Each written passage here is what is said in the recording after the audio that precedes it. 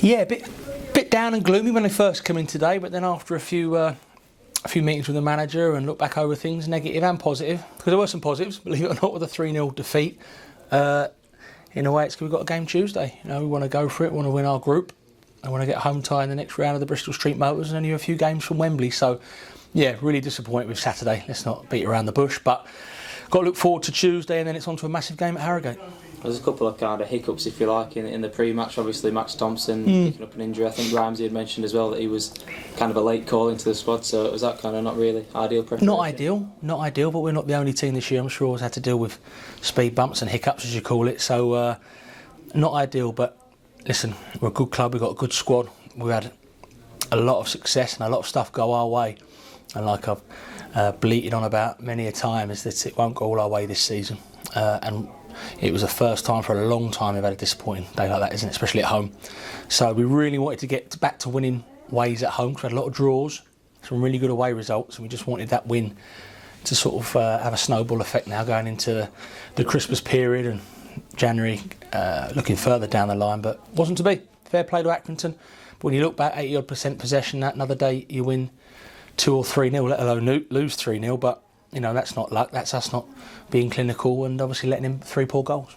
And it's easy to forget that was actually the first home loss of the season, so we've been really kind of hard to beat the SMH group today. Yeah, I think it's that and the Kidderminster one from last year over the God knows how many months, so that's a good record, but records are always there to be broken, and the unbeaten one was always going to end, but did we want it to be at home and a 3-0 defeat against Accrington Stanley? Of course we didn't, but it's happened now, and one thing we've done as a club, as a group of players, and more importantly as a set of supporters, is they turn up the next game and back the boys. Now obviously there won't be so many here tomorrow night, as there never is for the Bristol Street Motors at any club, but I know we're taking loads to Harrogate, but for the here and now, let's go and beat Grimsby. Ollie Banks made his 200th appearance for the club. How good of a servant has he been over his 2 spells? Good servant, good player, good professional, great lad. So yeah, I'm sure Ollie would have liked to have marked that landmark with a win, but I thought he was one of our better players Saturday, and I say there was some positives, which will stay in house, because when you lose 3-0, no one wants to hear too much about the positives, and rightly so. But in house, there's a few things we were happy with, but obviously there was a lot more we were unhappy with. But that's been put to bed now. Light training session today, and hopefully we get back to winning ways against Grimsby. And a good moment for young Connor Cook, obviously coming on making his league debut. How much has he deserved that? He wasn't on the bench until the late injury to certain players, so that's what you've got to be around for. I think he was ready to go around the gym and do a bit of a workout, so good job he didn't. And listen, it's always hard to come on when you're 3-0 down, but he come on, didn't give the ball away, and that's what you can do as a young lad. So along with the other young lads in the building, at some point, whether it's in league or cup competitions, they'll get a chance to show what they can do, and then it's all down to them. Back in the Bristol Street Motors Trophy final group stage game. It's a bit of a weird one, isn't it? Yeah, we want to win the group though, and I'm sure David Artell will be telling his players who are playing in this game it's a good chance for them to keep the shirt going into the next game, even though they've just come off a great win at Wimbledon. I'm sure I know they've got a few injuries like we have, so what Dave decides to do with his team is certainly down to him. We're going for it in terms of a good, not that we won't go for it anyway, but we'll certainly be all professionals playing, and we want to win this group. And I think especially after that result Saturday, it's important that we come into training Thursday after a win, building into Harrogate, so it's a very important game for us.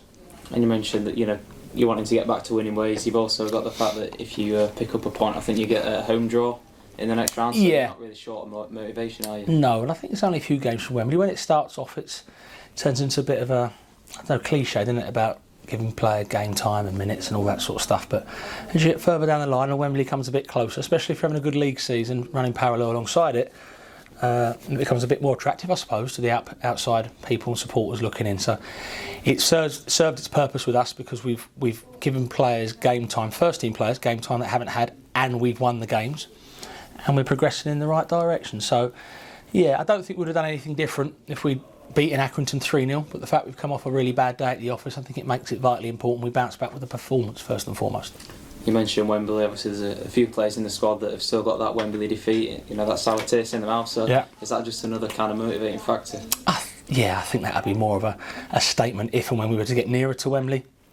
I think for the here and now we want to get right back in that top 7 of League 2. Wouldn't it be great if we finish in that top 7 and beyond potentially, and then we get a trip at Wembley? But that's reading that's reading things down the line a bit too much for my liking. I think we've just got to realise, and I think we do realise, that there are going to be, hopefully not a lot more days like Accrington, but there will be probably a few more disappointing Saturday nights this year than we had last year, and we're fully aware of that, and it's not through the lack of trying.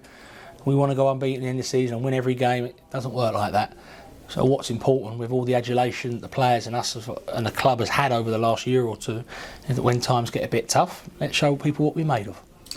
Grimsby, they are tucked into that top 7 nicely.